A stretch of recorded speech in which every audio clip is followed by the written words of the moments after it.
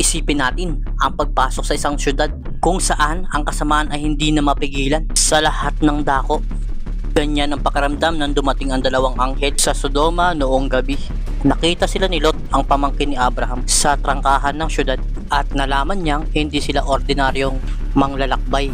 Lumuhod siya at halos nagmakaawa na manatili sila sa kanilang bahay.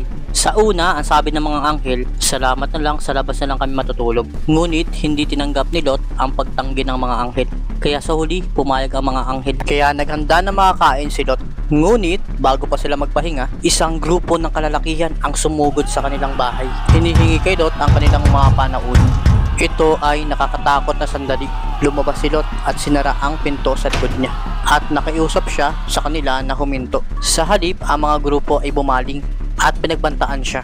Ito ay kaguluhan na puro at simple. At pagkatapos sa sandaling nagiging delikado na ang sitwasyon, hinila ng mga anghel si Lot pabalik sa loob at binulag ng mga anghel ang grupo. Kaya biglang hindi na nila makita ang pinto. Ito ay supernatural na pagliligtas sa gitna ng gabi.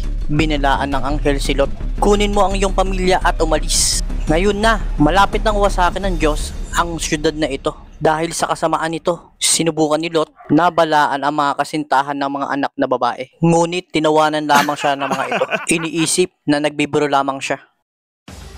Tumating na ang umaga, tapos na ang paghihintay ng mga anghel. Hinuwakan nila si Lot at ang kanyang asawa at ang kanyang dalawang anak na babae. At literal na kinaladkad sila palabas ng syudad.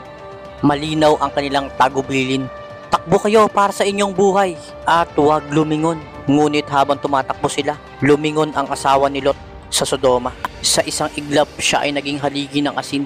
Isang nakakapanindig balahibo na paalala kung ano ang nangyayari kapag kumakapit tayo sa nakaraan sa halip na magtiwala sa Diyos. Umuulan ng apoy at asupre.